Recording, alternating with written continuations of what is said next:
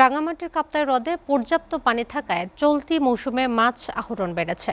ফলে এবছর হ্রদে মাছ প্রাপ্তির লক্ষ্যমাত্রা ছাড়িয়ে যেতে পারে। বিস্তারিত জানাতে রাঙামাটি থেকে সরাসরি যুক্ত হচ্ছেন সহকর্মী মোহাম্মদ সুলাইমান। সুলাইমান, কাপ্তাই হ্রদে মাছ শিকারের খবর জানাবেন। জি, আপনি জানেন রাঙামাটির কাপ্তাই হ্রদ অবস্থিত রাঙামাটি পার্বত্য জেলায়। এটি এটি দক্ষিণ দক্ষিণ এশিয়ার এশিয়ার সর্ববৃহৎ কৃত্রিম জলাশয়। এইটি মিঠা পানির একটি হ্রদ এটি রয়েছে। এই হ্রদের আয়তন হচ্ছে 725 বর্গ কিলোমিটার, যা দক্ষিণ এশিয়ার সবচেয়ে বৃহৎ একটি জলাশয়। এই হ্রদ সৃষ্টির অন্যতম উদ্দেশ্য ছিল মৎস্য সম্পদের বৃদ্ধিকরণ। তো আমরা আজকে সেই কাপ্তাই হ্রদের মৎস্য আহরণ এবং মাছের উৎপাদনের বিষয়টি আপনাদেরকে জানাতে চাই। সেটি হলো এই বছর কাপ্তাই হ্রদে যে পোনা ছাড়া হয়েছিল সরকারের থেকে, এর পরবর্তীতে গত 1 সেপ্টেম্বর থেকে কিন্তু কাপ্তাই হ্রদের মাছ শিকার শুরু হয়েছে। কর্তৃপক্ষ এখানে লক্ষ্যমাত্রা নির্ধারণ করেছিল 8,000 মেট্রিক টন এই মাছ আহরণ করা হবে এইবার কাপ্তাই হ্রদ থেকে। কিন্তু আমরা শুরুতেই একটি শুভ লক্ষণ দেখতে পেয়েছি। সেপ্টেম্বর মাসে কিন্তু 2,000 মেট্রিক টনের বেশি মাছ আহরণ হয়েছে কাপ্তাই হ্রদ থেকে, যেটি আমাদের জন্য একটি সুখবর।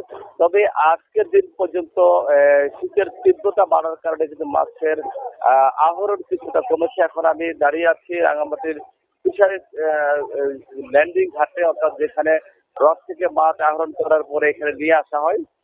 তো পানির ধারণ ক্ষমতা কমে যাওয়ার কারণে কিন্তু কাপ্তাই হ্রদের মাছের উৎপাদন বিগত 2 দশক থেকে কমে আসতে শুরু করেছে।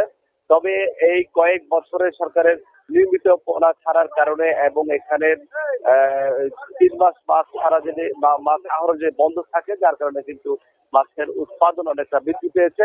তবে শীতের তীব্রতার কারণে কিন্তু এই কয়েকদিন একটু কম থাকলেও আবারও মাছের আহরণ বৃদ্ধি পাবে এবং এই বছর মাছের উৎপাদনের যে লক্ষ্যমাত্রা, অর্থাৎ সরকার কাপ্তাই হ্রদ থেকে বছর যে পরিমাণে মাছ আহরণ করার কথা ছিল 8,000 মেট্রিক টন, সেটি ছাড়িয়ে যেতে পারে বলে এখানকার মৎস্য শিকারী এবং ব্যবসায়ীরা আমাদেরকে জানিয়েছেন।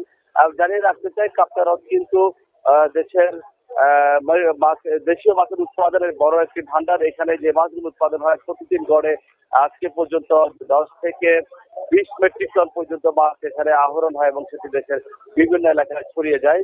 বিশেষ করে ছোট মাছ এখানে বেশি উৎপাদিত হচ্ছে। এছাড়াও কাপ্তাই হ্রদের বিখ্যাত কালিগনিয়া এবং কাতল মাছ এখানে সবসময় বড় ধরনের মাছগুলো আহরিত হয় এবং এখানে মাছ উৎপাদনের জন্য সরকারের যেই অব্যাহত প্রচেষ্টা এবং এখানকার মৎস্যজীবী, অর্থাৎ এই কাপ্তাই হ্রদের উপর নির্ভর করে প্রায় 23,000 মানুষ জীবিকা নির্বাহ করে থাকেন।